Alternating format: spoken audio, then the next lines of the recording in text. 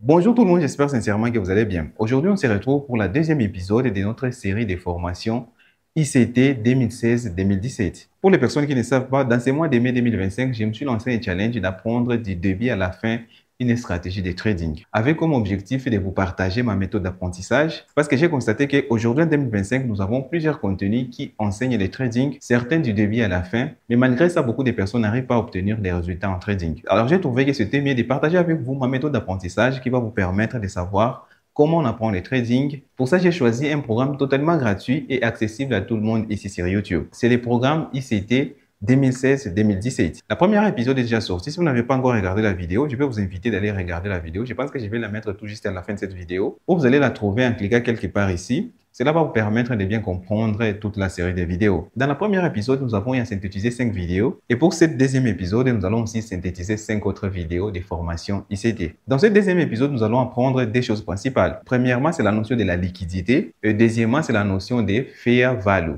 ou la juste valeur, qui va nous amener directement à la notion de fair value gap ou l'écart de la juste valeur. Ce que j'ai déjà compris jusqu'ici est qu'à partir déjà de cet épisode, vous pouvez exécuter des trades sur les marchés en utilisant la stratégie ICT. À la fin de cette vidéo, je suis sûr et certain que nous allons comprendre comment intervenir directement sur les marchés en utilisant la stratégie ICT et retrouver les résumés de tout ce que je suis en train de noter dans le cadre de cette formation en format PDF qui se trouve dans le canal Telegram que vous trouverez les liens dans la description de cette vidéo. On y va. Mais une chose que je voulais partager avec vous rapidement, c'est que vous allez regarder ici, regardez très bien, vous allez vous concentrer ici sur le nombre de vues.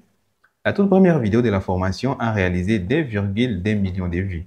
Alors, à partir de la deuxième vidéo de la formation, ce que vous allez constater au moment où je suis en train d'enregistrer cette vidéo, les vues ont chuté à 892 000 vues. Cela veut dire qu'à peu près 60% des personnes qui viennent se former sur la formation ou le programme ICT abandonnent tout juste à la première vidéo de la formation. Et je vais vous assurer que ces mêmes personnes n'ont pas abandonné le trading. Ils ont tout juste abandonné la formation. Ils vont chercher des formations, et pas même des formations, ce sont des tutoriels qui vont les montrer comment créer un compte chez les brokers ou comment obtenir un compte ProFirm, comment déposer de l'argent et lancer des trades.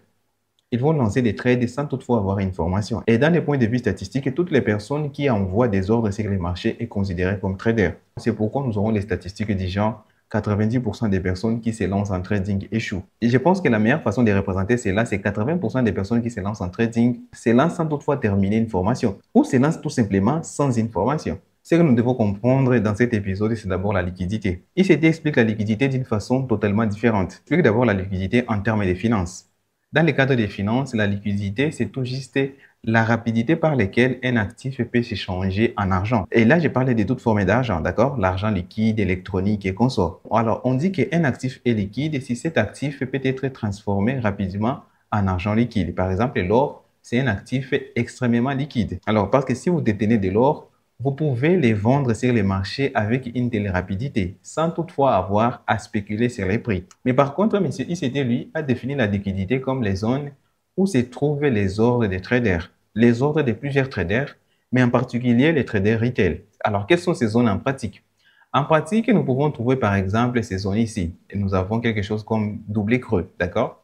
Alors, les prix arrivés ici, les répartis à la hausse, et là encore revenu à ces niveaux. Selon ICT, beaucoup de traders vont venir acheter à ces niveaux ici et paramétrer leur stop loss tout juste dans cette zone ici. Et ensuite, les prix vont faire semblant d'aller à la hausse pour ensuite venir les liquider. Liquider, ça veut dire prendre leur stop loss. Alors, la liquidité, selon ICT, pour faire court, c'est tout juste les zones où se trouve la majeure partie des stop loss des traders retail. Les institutions, comme ils savent comment trader les traders, qu'est-ce qu'ils vont faire? Ils vont venir prendre les stop loss des traders, prendre de la liquidité, ça veut dire de l'argent des traders retail, tout juste après avoir touché leur stop loss et ensuite les vrais mouvements va s'établir sur les marchés. Même chose ici, les prix est venu ici, il est encore revenu ici, les traders retail vont se dire que bon, c'est le moment d'acheter, ils vont acheter ici et mettre leur stop loss presque à un niveau pareil, les prix vont faire semblant d'aller à la hausse et ensuite ils vont venir liquider leur stop loss et ensuite les vrais mouvements vont se mettre sur les marchés.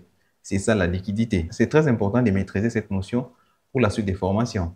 La deuxième chose que nous allons voir dans le cadre de cette formation, c'est la juste valeur ou fair value. Alors, qu'est-ce que fair value ou la juste valeur?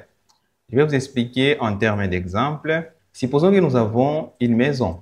Par exemple, la maison coûte 30 000 $. C'est ça la valeur d'une maison en Afrique que je vais écrire ici. Alors, une maison en Afrique coûte 30 000 $. Alors, ce niveau ici, c'est le niveau 30 000 $. Tous les participants de ces marchés sont d'accord qu'une maison de ces modèles ici coûte 30 000 $. Ça, c'est la juste valeur d'une maison en Afrique. Alors, sur les marchés, nous avons certaines rumeurs que bientôt les États-Unis et la Chine vont entrer en guerre à cause de, par exemple, Taïwan. D'accord? Sachant que la Chine peut être aidée par la Russie, les États-Unis par l'Europe, les investisseurs veulent investir dans l'immobilier en Afrique. Comme les investisseurs vont venir acheter de l'immobilier en Afrique, qu'est-ce qui va arriver? Les investisseurs déjà présents en Afrique vont commencer à anticiper la demande. Les investisseurs dans le monde entier sont en train d'attendre seulement que la toute première missile quitte Pékin vers Washington, par exemple, pour commencer à investir massivement en Afrique et dans les secteurs de l'immobilier. Alors, en Afrique, déjà, les investisseurs commencent à anticiper la demande. Ils commencent à construire de nouvelles maisons, mais aussi les prix des maisons commencent à monter. D'accord? Alors, commence à monter directement, on trouve que la même maison qui coûtait 30 000 $, aujourd'hui, la même maison va commencer à se négocier à partir de 50 000 $. Et là, à cause du rumeur, ce que nous allons observer directement sur les marchés, les prix des maisons vont largement dépasser la juste valeur sur les marchés. Et là, à 50 000 $, nous sommes largement supérieurs à la juste valeur des prix des maisons. Après un moment, tous les participants comprennent que c'était tout juste du fake news. Et c'est que nous allons voir que les prix vont directement diminuer sur les marchés. On va directement se retrouver sur les marchés avec beaucoup d'offres, mais moins de demandes. Et comme conséquence, les prix des maisons vont chuter. Ils peuvent chuter, par exemple, jusqu'à 20 000 $. La maison qui coûtait à sa juste valeur 30 000 $, pendant l'annonce, elle a grimpé à 50 000 $, ou après l'annonce, si c'est les fake news, il est revenu à 30 000 $. Mais ce que vous devez savoir est que normalement, les prix sur les marchés vont se corriger et les prix doivent naturellement rejoindre sa juste valeur. Dans la même zone, ça veut dire que nous pouvons trouver des maisons à 35 000 $, 40 000 $, ou moins nous pouvons trouver des maisons à 28 000, 29 000 $. C'est ça la base, en quelque sorte, de la notion de juste valeur. Alors, si nous avons un actif sur les marchés, n'importe quel actif, ça peut être les gold. Désolé, cette fois-ci. Les gold, nous sommes sur les marchés. On ne sait pas ce qui arrive, ce qui est en train de se produire sur les marchés directement, les gold grimpent à la hausse. Avant de savoir quelle est l'annonce qui est venue faire grimper les gold à la hausse, normalement, nous savons que tous les investisseurs savent que les gold va revenir à sa juste valeur. Sa juste valeur, normalement, peut être les points d'équilibre qui représentent 50% de cette montée. D'accord? C'est ça les points d'équilibre. Alors, c'est à partir de ces niveaux d'équilibre, de 50% du mouvement, parce que j'ai commencé ici jusqu'ici, et on appelle d'ailleurs ce mouvement une correction. Si c'est dans une tendance haussière, elle peut ensuite suivre sa tendance. Mais pas avant que les marchés ne corrigent ces déséquilibres. D'accord? Alors, la stratégie ici sera de chercher à identifier ces déséquilibres sur les marchés. Tout premier déséquilibre peut être détecté en utilisant les retracements de Fibonacci. Par exemple, si nous avons un mouvement haussier, regardez bien comment les marchés sont en train de se déplacer. Il fait une impulsion, correction, impulsion, correction, impulsion. Nous avons une impulsion, une grosse impulsion, une toute petite correction ici, mais ce n'est pas significatif comme ici. Mais à partir d'ici, nous commençons à voir une grosse correction. C'est à partir du début de cette impulsion jusqu'à la fin de l'impulsion, de cette façon, c'est à partir d'ici que les prix doivent venir normalement s'équilibrer. Ça veut dire que nous avons eu une impulsion. Les marchés doivent corriger ces déséquilibres jusqu'à un niveau d'équilibre qui est généralement 50% des retracements de Fibonacci. Normalement, si vous utilisez le retracement de Fibonacci selon ICT, ce que j'ai observé avec ICT, ça serait un peu compliqué. Pour ça, moi, j'ai commencé à utiliser, regardez très bien, au lieu d'utiliser les Fibonacci, j'ai utilisé la boxe des Gann. Alors, la boxe des Gann, je commence seulement ici jusqu'ici. Il y a beaucoup de paramètres ici. Par exemple, il y a beaucoup de lignes que moi, j'ai désactivées, d'accord? Et laisser seulement la ligne des 50%. C'est ce qui m'intéresse, d'accord? Vous pouvez les faire. C'est pas aussi compliqué que ça. Selon ICT, c'est à partir d'ici que les marchés vont venir et corriger ces déséquilibres, comme c'est le cas, d'accord? Mais attention, ces déséquilibres à deux niveaux majeurs. C'est pourquoi j'ai laissé deux niveaux majeurs. Le premier niveau est appelé le niveau prime ou premium. C'est ça la notion qu'on était en train de voir. Et le deuxième niveau inférieur est appelé discount ou remise. Remise, moi je vais mettre en français remise ou discount, d'accord? Comme c'est le cas ici, comme je peux vous le montrer, nous avons une zone qu'on appelle premium et discount, où la zone prime et la zone remise, d'accord? Cette zone ici supérieure, ça veut dire que le déséquilibre est grand et que si vous achetez dans cette zone ici supérieure, si vous pouvez mettre les retracements de Fibonacci, si vous savez vous en servir, par exemple, je vais remettre les Fibonacci pour que vous compreniez. Avec les Fibonacci, on a quelque chose comme ça. Alors, ça veut dire que si vous achetez une correction dans cette zone supérieure, par exemple, on a ces déséquilibres ici, et que les prix retracent, commencent à corriger. Si vous venez et vous achetez au niveau supérieur des 50%, des niveaux de l'équilibre, vous êtes en train d'acheter très cher. C'est pourquoi on appelle les niveaux premium. Par exemple, pour notre exemple d'une maison, les prix de la maison a grimpé jusqu'à 50 000 dollars. Les prix d'équilibre peuvent se trouver dans les 35 000 dollars ou les 30 000 dollars. Alors, si vous achetez supérieur à 30 000 dollars, vous achetez très cher cette maison. La meilleure chose à faire, c'est venir acheter en dessous des 30 000 dollars. Car dans les cas des 30 000 dollars, c'est les 30 000 dollars qui représentent les prix d'équilibre. D'accord? En dessous des 30 000 dollars, vous êtes en train de faire des très bons investissements. D'accord? Vous pouvez venir acheter ici, ça va, mais ça reste très cher. Ça serait idéal de venir chercher les zones un peu inférieures. Ça veut dire que selon ICT, dans ces zones ici inférieures, là, vous serez en train de faire des très bons investissements. Mais attention, ce n'est pas un signal d'achat ni un signal de vente. D'accord? Nous allons y arriver petit à petit. La meilleure notion que vous devez maîtriser à ce niveau, c'est que nous avons deux zones. À part la zone des 50%, nous avons deux zones. La zone premium et la zone remise. Ça serait bien si vous êtes dans une tendance haussière que vous voulez acheter, de venir acheter dans les niveaux remise. Et si vous êtes dans une tendance baissière, vous voulez vendre, ça serait mieux de venir vendre dans les niveaux premium. Je vais vous montrer un exemple d'une tendance baissière. Comme nous pouvons voir ici, les prix a commencé une tendance baissière. Nous le savons parce que on a eu la cassure de ces derniers plis bas. Les prix a cassé violemment ici ces derniers plis bas. Ça veut dire qu'il va venir former un sommet inférieur par rapport à ces derniers sommets. Pour ça, nous devons chercher la meilleure zone pour venir vendre. De la même façon, c'est pourquoi j'ai laissé les retracements de Fibonacci parce que selon ICT, la meilleure façon de venir tracer les retracements de Fibonacci, pour les personnes qui savent utiliser les retracements de Fibonacci, normalement, nous devons venir ici jusqu'ici. C'est ça la façon de tracer les retracements de Fibonacci. Mais ce n'est pas le cas avec ICT. ICT, lui, il ne change rien. On commence par un swing low, c'est les niveaux les plus bas, jusqu'au swing high, c'est les niveaux les plus hauts. Que ce soit dans une tendance haussière ou dans une tendance baissière. Nous avons les niveaux les plus hauts qu'il appelle swing high et nous avons ici les niveaux les plus bas qu'il appelle swing low. On ne change pas. Et comme dans la tendance haussière, on a commencé du bas vers les hauts. Ici aussi, c'est la même chose. On commence du bas vers les hauts, de cette façon. Et ici, de la même façon, nous avons notre zone d'équilibre qui peut venir faire bouger les prix. Et nous avons la zone supérieure, c'est la zone prime. Et c'est dans la zone prime que nous devons venir et vendre. Mais vous allez voir, ça c'est selon moi, j'ai utilisé ma créativité. En utilisant ma créativité, même si vous venez et vous tracez de la même façon, vous allez voir, c'est la même logique. Vous devez venir chercher les opportunités qui se trouvent au niveau supérieur à partir du niveau 50%. Voilà la raison pour laquelle, pour éviter cette confusion, j'ai préféré utiliser la box D. Avec cette box ici, je sais que ça c'est le niveau prime et ça c'est le niveau discount. Dans ce genre de situation, qu'est-ce que nous allons faire? Nous allons venir dans cette zone supérieure, par exemple à ce niveau ici. C'est là où nous devons venir chercher notre position. Si nous vendons à ce niveau ici, nous sommes en train de vendre au meilleur prix. D'accord?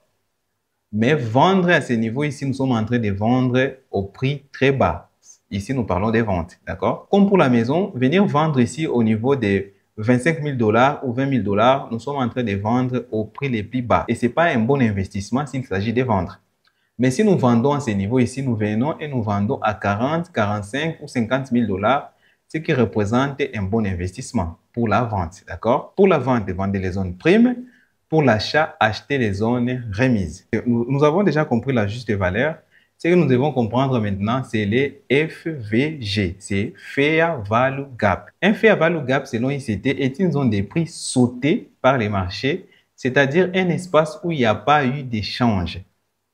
Autrement dit, le marché n'a pas pris le temps de négocier dans cette zone, ce qui signifie pas d'équilibre, pas d'opportunité d'entrée pour les institutions, donc un retour dans cette zone est probable. Nous avons des images, nous avons cherché les zones où il y a eu un déséquilibre des prix. Et ce déséquilibre est tout juste associé à la juste valeur d'un actif. Et il y a un déséquilibre entre cette bougie ici et cette autre bougie ici. Nous avons eu un petit gap, ça veut dire que ce niveau ici n'a pas été bien négocié.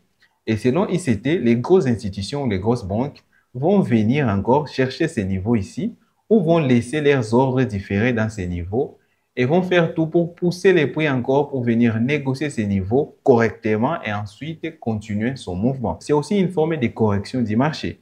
Les marchés corrigent les déséquilibres pour ensuite continuer dans sa tendance. pour ces genres de déséquilibres, nous pouvons en avoir beaucoup. Par exemple, ici, pour cette bougie, nous avons eu un déséquilibre entre cette bougie et cette autre bougie. Ces niveaux ici, c'est le niveau de déséquilibre, ce qui est appelé les Fair Value Gap. Alors, comment est-ce que nous allons détecter cela? Nous sommes toujours ici sur GBP, JPY et les déséquilibres sont tout à fait visibles. Alors, vous pouvez chercher. Nous avons par exemple un déséquilibre ici entre ces niveaux ici et cet autre niveau ici. Regardez bien ces bougies. C'est les images que je vous ai montrées. On peut zoomer encore plus pour que ça soit bien clair. Regardez très bien. Il y a un déséquilibre entre cette bougie ici et cette autre bougie ici. D'accord? Alors, regardez par exemple ici et ici, il n'y a pas un déséquilibre. Mais contrairement à ici et ici, nous avons un déséquilibre. Alors, ces déséquilibres ici que nous allons appeler FVG ou Fair Value Gap. Nous pouvons trouver un autre déséquilibre ici. D'accord? Regardez très bien. Nous avons un autre déséquilibre ici entre ça et ça. D'accord? Mais ce que vous allez remarquer, ces déséquilibres ici ne nous intéressent pas parce que ce déséquilibre a déjà été couvert par les prix. Alors, regardez bien ce que le prix a fait. Il est reparti à la baisse et encore revenu dans cette zone de ces déséquilibres et pour ensuite continuer son mouvement. Alors, ici, nous avons un autre déséquilibre. Je vais mettre très bien les niveaux déséquilibre. Alors, ici, vous pouvez bien détecter un autre déséquilibre que le prix n'a pas encore touché. D'accord? Nous avons un FVG ici et un autre FVG ici. Alors, selon ICT, le prix va venir ici et toucher ces niveaux pour ensuite continuer. Ou le prix va venir ici et toucher ces niveaux pour ensuite continuer. Mais le problème est qu'on ne sait pas si le prix va venir respecter ces niveaux ou cet autre niveau. Ce qui nous amène à venir encore y appliquer cet autre déséquilibre que nous avons vu ensemble. Nous avons les zones de remise et les zones primes. Alors, nous allons commencer tout juste à ces débits ici. Je vais me référer à ces niveaux ici. Je me réfère à ces niveaux et nous avons notre niveau. Alors, nous avons notre niveau d'équilibre ici. La zone supérieure est la zone prime et la zone inférieure est la zone remise. Vous vous rappelez très bien que pour vendre, nous devons venir vendre une zone prime. Dans ces cas, nous allons venir et favoriser les FVG qui se trouvent dans la zone prime et tout juste ignorer les FVG qui se trouvent dans la zone remise ou la zone discount. Et dans ce cas, ce que nous allons faire, nous allons venir tout juste paramétrer notre trade à ces niveaux. C'est les FVG que nous allons respecter et notre TP tout juste à ces niveaux. Un joli ratio de 6 et laisser les prix évoluer calmement. Alors, nous avons eu la première réaction à ces FVG, mais vous allez voir que celui-ci va nous donner une très grande probabilité. Merci d'avoir suivi cette vidéo jusqu'à ce niveau. On se retrouve très rapidement pour la prochaine épisode et je vous dis à la prochaine.